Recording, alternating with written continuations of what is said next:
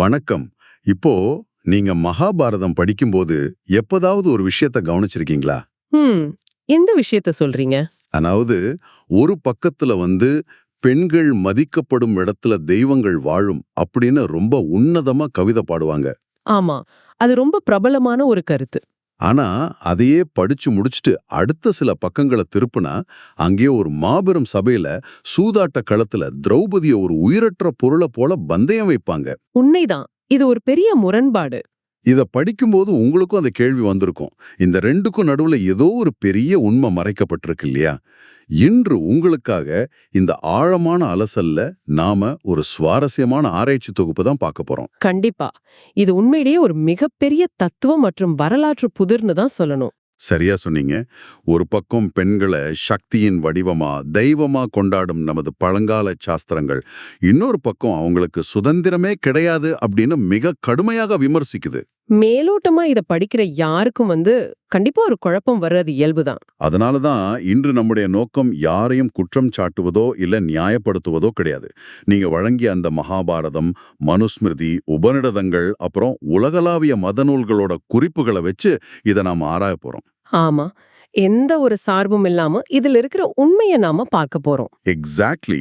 சாஸ்திரங்கள் நிஜமாவே பெண்களை அடிமைப்படுத்த நினைச்சுதா அல்லது நாம அதோட ஆழமான குறியீடுகளை தவறாக புரிஞ்சுக்கிட்டோமா அப்படிங்கறத அக்குவேறு ஆணிவேராக அலச போறோம். இப்போ இத புரிஞ்சுக்க நம்ம முதல்ல அந்த முரண்பாட்டோட ஆழத்துக்கு போகணும். அந்த முரண்பாடு எந்த அளவுக்கு சாஸ்திரங்கள்ல பதிவாகி இருக்குன்னு பாத்தீங்கன்னா பலருக்கும் தூக்கி வாரி போடும். ஆமா, எனக்கே அதை படிக்கும்போதே அப்படி ஒரு அதிர்ச்சி இருந்தது. சரி, நாம முதல்ல அந்த முரண்பாட்டோட இரண்ட பக்கத்தை எடுத்துப்போம். சொல்லுங்க. மகாபாரதத்தோட அனுசாசன பர்வத்துல ஒரு காட்சி வருது. அங்கே பஞ்சசூடா அப்படிங்கிற ஒரு பெண் மூலமாகவே ஒரு கருத்து சொல்லப்படுது. ம். அந்த அப்சராஸ் பெண் சொல்ற காட்சி தானே? அதேதான். பெண்கள் இயல்பிலேயே சஞ்சல புத்தி உடையவர்கள், அவங்க அறநெறியிலிருந்து எளிதில் வழுவி போகக்கூடியவர்கள் அப்படின்னு மிக கடுமையான இகழ்வான வார்த்தைகள் அங்கே பதிவாயிருக்கு. உண்மைதான். இது போதாக்குறைக்கு மனுஸ்மிருதியில ரொம்ப தெளிவா ஒரு சட்டம் சொல்லப்பட்டிருக்கு. ஒரு பெண் சிறு வயதில் தந்தையாலும், இளமையில் கணவனாலும், முதுமையில் மகனாலும் கட்டுப்படுத்தப்பட வேண்டும் எழுதியிருக்கு. ஆமா. அவளுக்கு சுயமாக முடிவெடுக்கும் சுதந்திரமே கிடையாது அப்படிங்கிற விதி அது. இத படிக்கும்போது இதென்ன ஒட்டுமொத்தமா பெண்களை ஒரு முட்டாள்கள் போலவும் அடிமைகள் போலவும் அல்லவா சித்தரிக்கிறாங்க அப்படின்னு தோணுது. இதுக்கு என்னதான் விளக்கம்? நீங்க கேக்குறதும் உங்களோட இந்த கோவமும் ரொம்ப நியாயமானதுதான். ஆனா அதே மனுஸ்மிருதியில இன்னொரு பக்கத்தை புரட்டி பாத்தீங்கன்னா நாணயத்தோட மறுபக்கம் உங்களுக்கு தெரியும். இன்னொரு பக்கம் என்ன சொல்லுது? உலக புகழ் பெற்ற அந்த ஸ்லோகம் அதே நூல்ல தான் வருது. யத்ர நார்யஸ்து பூஜ்யந்தே ரமந்தே தத்ர தேவதா அப்படின்னு சொல்லுவாங்க. ஓ, அதாவது எங்கு பெண்கள் மதிக்கப்படுகிறார்களோ அங்கு தேவதைகள் வசிக்கிறார்கள் அப்படிங்கிற ஸ்லோகமா? சரியா சொன்னீங்க. அது மட்டும் இல்ல, ஒரு வீட்ல ஒரு பெண் துக்கத்தால் ஒரு சொட்டு கண்ணீர் விட்டால் கூட அந்த பெண்ணின் கண்ணீர் அந்த ஒட்டுமொத்த வம்சத்தையே வேரோட அழித்து விடும் அப்படின்னு ஒரு மாபெரும் எச்சரிக்கையும் அதே நூல்ல தான் கொடுக்கப்பட்டிருக்கு. ஒரு நிமிஷம், இதுதான் எனக்கு புரியாத புதிரா இருக்கு. இப்போ மகாபாரதத்தோட ஆதி பருவத்துல சகுந்தல பேசும்போது மனைவியே ஒரு மனிதனின் பாதி உடல், அவளே அவனுக்கு சிறந்த நண்பன் அப்படின்னு சொல்றாங்க. ஆமா, அர்த்தாங்கினி அப்படிங்கிற கான்செப்ட். ஒரு பக்கம் நீதான் என் சரிபாதி, நீ அழுதால் என் வம்சமே அழிந்துவிடும் அப்படின்னு சொல்லிக்கிட்டே, இன்னொரு பக்கம் உனக்கு சுதந்திரமே கிடையாது, நீ சஞ்சலமானவள் அப்படின்னு எப்படி ஒரே நூல்ல ஒரே காலகட்டத்துல எழுத முடியும்? இது பார்க்க முரண்பாடாதான் தெரியும். ஆனா அதாவது இது ஒரு மருத்துவர் ஒரே நோயாளிக்கு அவரோட வெவ்வேறு உடல்நிலைகளுக்கு ஏற்ப வெவ்வேறு மருந்துகளை கொடுப்பது போல ரிஷிகள் பெண்களை வெவ்வேறு நிலைகள்ல வச்சு பார்த்தாங்களா? நீங்க சொல்ற அந்த ஒப்புமை மிகச் சரியானது. இதுல நம்ம முதல்ல புரிஞ்சுக்க வேண்டிய மிக முக்கியமான விஷயம் ஒன்னு இருக்கு. என்னது? அதாவது நமது பழங்கால ரிஷிகள் பெண் அப்படிங்கிற பாலினத்தையோ அவங்களோட உடலையோ ஒட்டுமொத்தமா வச்சு விமர்சிக்கவே இல்ல. அப்ப எதை விமர்சிச்சாங்க? அவங்க மனிதர்களோட மன இயல்ப, அதாவது குணங்களை ஒரு வடிகட்டியா பயன்படுத்தினாங்க. ஒரு பெண்ணோட உடல் சார்ந்து அவங்க எந்த விதியும் எழுதல. ஓ, அப்போ குணத்தோட அடிப்படையில பிரிச்சாங்களா? ஆமா, அவங்களோட மன முதிர்ச்சியை பொறுத்து பெண்களை 2 தெளிவான படிநிலைகளா பிரிச்சாங்க. இது ரொம்ப புதுசா இருக்கு. அது எப்படி சாத்தியம்? கொஞ்சம் விளக்கமா சொல்ல முடியுமா? நிச்சயமா. இப்போ முதல் படிநிலை பாத்தீங்கன்னா அது உலகியல் பெண்கள். அதாவது மனுஸ்மிருதி 9:17 ரொம்ப தெளிவா சொல்றாங்க. என்ன சொல்றாங்க? காமம், பேராசை, சோம்பல், அதீத கோபம் போன்ற உலகியல் குணங்கள்ல முழுமையாக மூழ்கியிருப்பவர்கள். இவங்கள தான் சாஸ்திரம் மிக கடுமையாக எச்சரிக்குது. இவங்க கிட்ட எச்சரிக்கையா இருங்கன்னு சொல்லுது. சரி, அப்போ இரண்டாவது படிநிலை என்ன? இரண்டாவது படிநிலை வந்து ஆன்மீக பெண்கள் அல்லது பதிவிரதைகள். உலகியல் ஆசைகளை கடந்து ஆன்மீக உயர்வுடனும் தூய்மையான அறநெறியுடனும் வாழ்றவங்களத்தான் சாஸ்திரம் போற்றுது. எப்படி போற்றுது? அதே மனுஸ்மிருதி அவங்கள சாட்சாத் மகாலட்சுமியின் வடிவம் என்றும் அந்த வீட்டின் ஒளி, அதாவது கிருஹலக்ஷ்மி என்றும் உச்சி முகர்னு கொண்டாடுது. வாவ்! அதாவது தன்னிடம் உள்ள எதிர்மறை குணங்களை தாண்டி வர்ற எந்த ஒரு பெண்ணும் நேரடியாக தெய்வ நிலைக்கு உயர்த்தப்படுறாங்க. அங்கே அவளுக்கு சமமா வேற யாருமே இல்ல. ஓகே, ஒரு நிமிஷம். இது கேட்பதற்கு சரியா இருக்கிற மாதிரி தோணுனாலும் எனக்கு இங்கே ஒரு வலுவான மாற்று கருத்து வருது.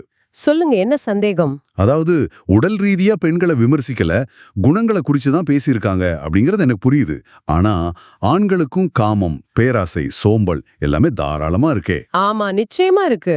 அப்படி இருக்கேல காமம் என்றாலே அது பெண் தான், பேராசை என்றாலே அது பெண் தான் அப்படிங்கிற மாதிரி பெண்களை மட்டும் ஏன் குறி வச்சு இவ்வளவு கடுமையான சொற்களால் எச்சரிக்கணும்? உலகியல் வீழ்ச்சிக்கு பெண்களை மட்டும் குறியீடா மாற்றுவது வந்து ஒரு ஆணாதிக்க சிந்தனை தானே. இது எப்படி வெறும் தத்துவமா இருக்க முடியும்?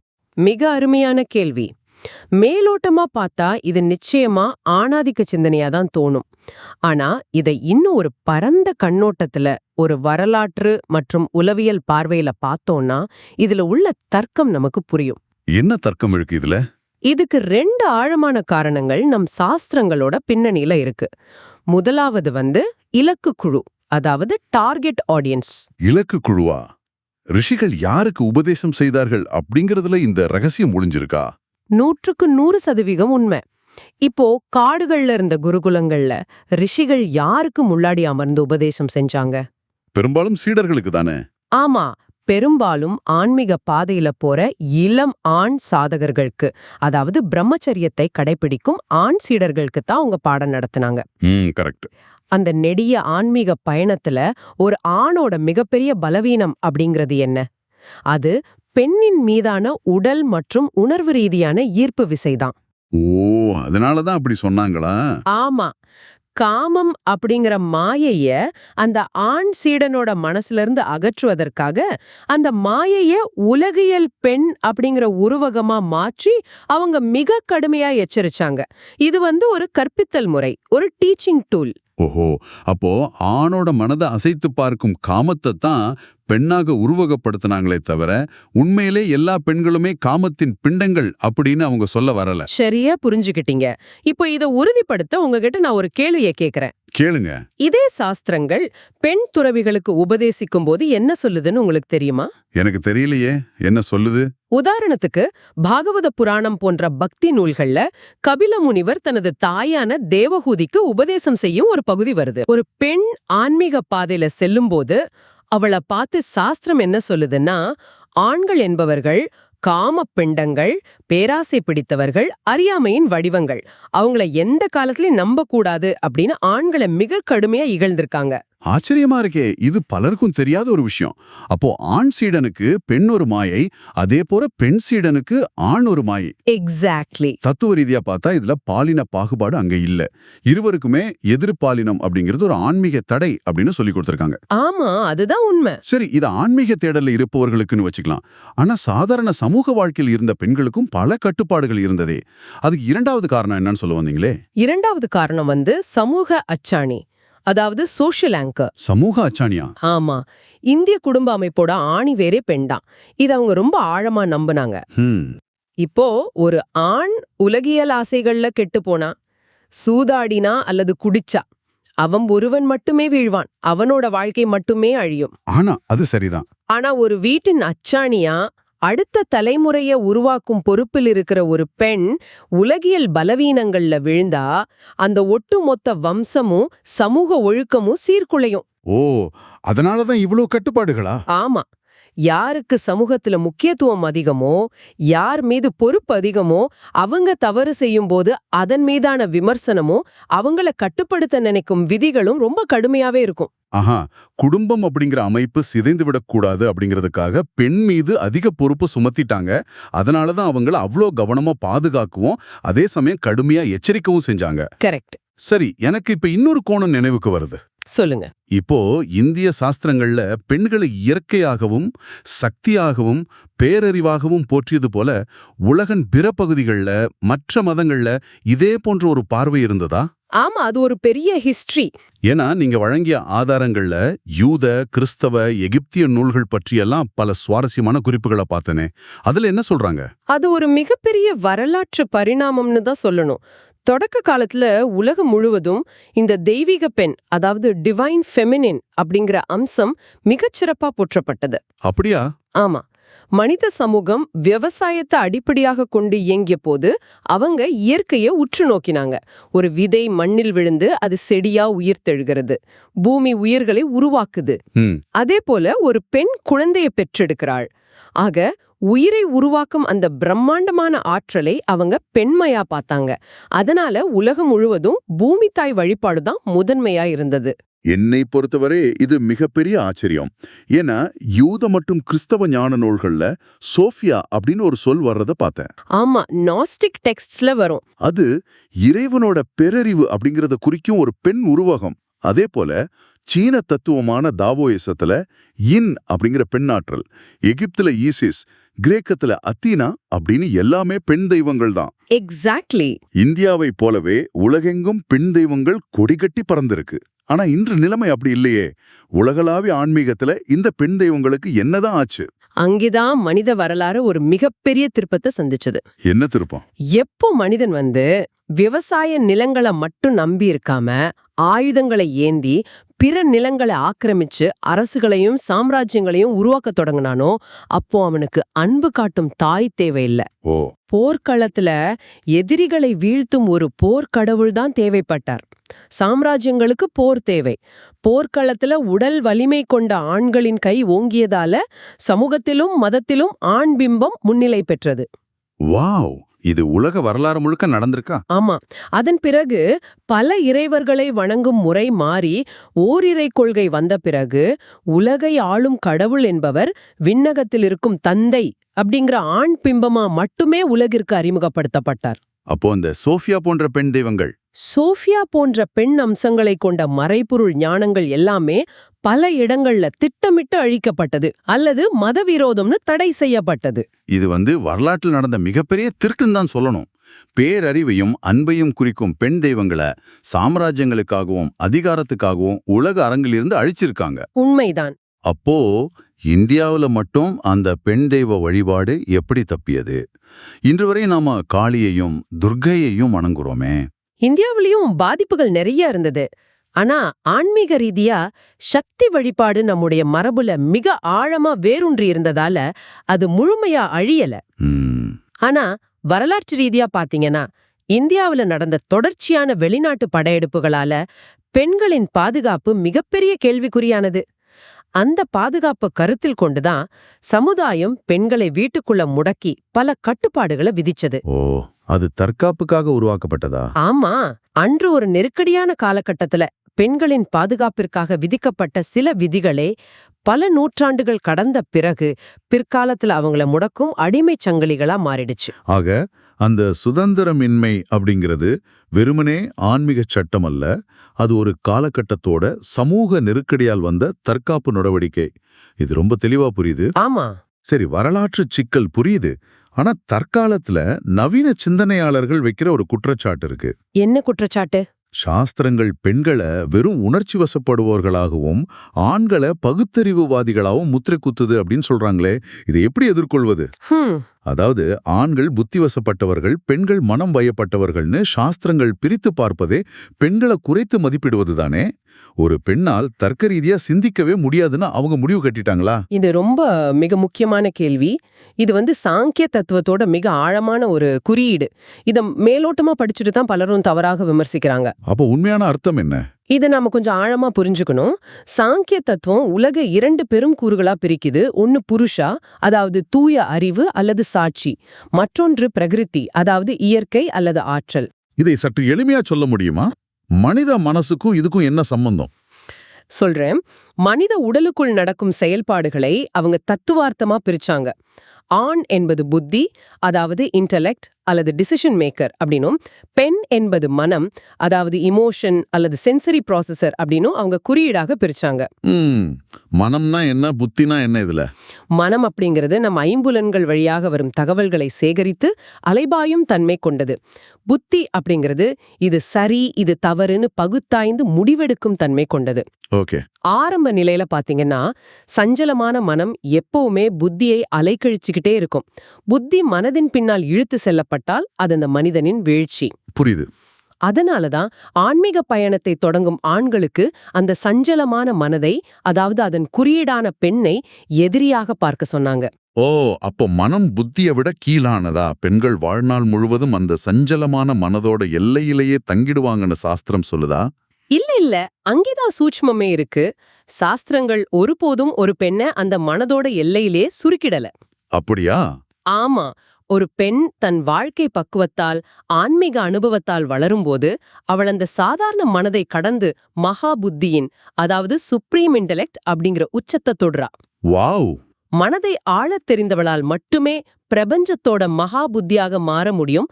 அவள் வெறும் அறிவுள்ளவள் அல்ல, அவளே அறிவோட முழு வடிவம். இது கேட்கவே ரொம்ப சிலிர்ப்பா இருக்கு. அதாவது அவள் உணர்ச்சிகளை கடந்து அந்த பேர் அறிவாகவே மாறிவிடுகிறாள். இதுதான் உண்மையான ஆஹா மொமெண்ட். ஆமா, இதுக்கு நமது சாஸ்திரங்கள்ல ஏதேனும் நடைமுறை உதாரணங்கள் இருக்கா? நிறையவே இருக்கு.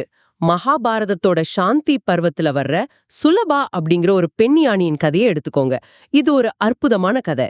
சுலபா? இவங்கள பத்தி நான் கேள்விப்பட்டதில்லையே.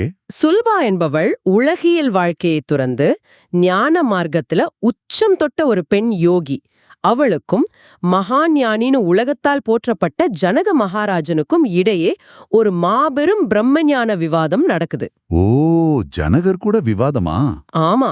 அப்போ ஜனகர் கொஞ்சம் ஆணவத்தோட கேக்குறார், நீ ஒரு பெண், இயல்பிலேயே வெறும் மனதின் உணர்ச்சிகளின் வசப்பட்டவள், உனக்கு எப்படி பிரம்ம ஞானம் வரும், என்னோட எப்படி விவாதிக்க முடியும் அப்படின்னு. ஓ, மாபெரும் ஞானியான ஜனகரே இப்படி ஒரு ஆணாதிக்க கேள்வியை கேட்டாரா? அப்ப சுலம்பா என்ன பதிலடி கொடுத்தாங்க? அந்த இடத்துலதான் எனக்கு தெரிந்த அந்த மகா புத்தி வெளிப்பட்டிருக்கும். சரியா சொன்னீங்க. சுலபா மிக தெளிவாகவும் தர்க்க ரீதியாகவும் பதிலளிச்சாங்க. மன்னரே, ஆத்மாவிற்கு ஆண் பெண் என்ற பேதம் இல்லை, உடலில்தான் வேறுபாடு உள்ளது. நீர் என்னை ஒரு உடலாக பார்க்கிறேர், என் மனம் என்றோ யோகத் தணலால் சுட்டரிப்பட்டு புத்தியின் உன்னத நிலையை அடைந்துவிட்டது. நீர் உன்னதமான ஞானின்னு சொல்லிக்கிட்டாலும் உமது புத்தியோ இன்னும் என் உடலின் எல்லையிலேயே நிற்கிறது. அப்படியா சொன்னாங்க? ஆமா, நீர் இன்னும் ஆத்ம ஞானத்தை அடையவில்லை அப்படின்னு சொல்லி அந்த மாபெரும் தத்துவவாதத்துல ஜனக மகாராஜனையே வென்றாள் சுலபா. ஜனகரே தோத்துட்டாரா? ஆமா, மகா புத்தியை கொண்டிருப்பதாக நினைத்த ஆண் உணர்ச்சிகளைக் கடந்த பெண்ணிடம் மண்டியிட்ட தருணம் அது. வாவ்! இது உண்மையிலே எனக்கு ஒரு பெரிய ஆச்சரியம்தான். அப்போ பெண் என்பவள் வெறும் உணர்ச்சி பிண்டம் இல்லை, அவள் வாய்ப்பு கிடைத்தால் தத்துவத்தோட உச்சம். இதை விட பெரிய சான்று வேறு ஏதேனும் உண்டா? நிச்சயமா, உபநிடத்திலையும் இதே போன்ற ஒரு சான்று இருக்கு.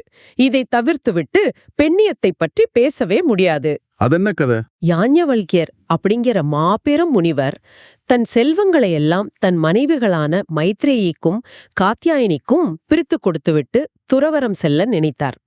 அப்போ மைத்ரேயி அவரிடம் ஒரு அற்புதமான கேள்வியை கேட்டாங்க. என்ன கேள்வி அது?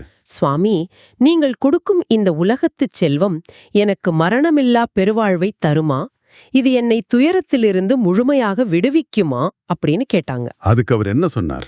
அதுக்கவர், இல்லை, இது உனக்கு வசதியான வாழ்க்கையை மட்டுமே தரும் அப்படின்னு சொன்னார். அது கேட்டது மைத்ரே என்ன சொன்னாங்க? அப்படியென்றால் எனக்கு மரணமில்லா பெருவாழ்வை தராத இந்தச் செல்வம் எனக்கு வேண்டாம். உலகியல் பற்றி எனக்கு சிறிது கூட தேவையில்லை. எனக்கு அந்த பிரம்மஞானம் மட்டுமே வேண்டும் அப்படின்னு கேட்டாங்க. வாவ்! ஒரு சாதாரண இல்லத்தரசி ஒரே கணத்துல உலகியல் பற்றை அடியோடு அறுத்து புத்தியோட உச்சத்தை தொட்டாங்க. அதே போலதான் தேவி மகாத்மியத்துல அம்பிகை அரக்கர்களை அழித்ததும் வெறும் போராயுதத்தால் அல்ல, அவள் அங்கே தர்க்கத்தின் பேரறிவின், அதாவது மகா புத்தியின் வடிவாகவே போற்றப்படுறாங்க. ஆக இதுவரை நாம ஆழமா பார்த்ததிலிருந்து என்ன புரியுது? சாஸ்திரங்கள் ஒருபோதும் பெண்களை பாலின ரீதியாக முட்டாள்கள் என்றோ அடிமைகள் என்றோ சொல்லல. கண்டிப்பா இல்ல.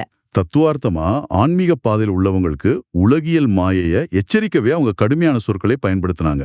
அதாவது ஆணாக இருந்தாலும் சரி பெண்ணாக இருந்தாலும் சரி எதில் பாலினத்தின் மீதான ஈர்ப்பு ஒரு மாயை அப்படின்னு போதித்தார்கள். ஆமா. ஆனா அதே சமயம் பக்குவமடைந்த பெண்ணை சரஸ்வதியாகவும் லக்ஷ்மியாகவும் ஞானத்தின் உச்சமாகவும் ஏற்றி போற்றினாங்க. வரலாற்றில் நடந்த சாம்ராஜ்யங்களின் எழுச்சியும் அந்நிய படையெடுப்புகளும் நமது தத்துவங்களை தவறாக புரிந்து கொண்ட சமூகமுமே பெண்களின் இந்த சுதந்திரமின்மைக்கு காரணமாக இருந்திருக்கு. மிகச்சரியான தொகுப்பு.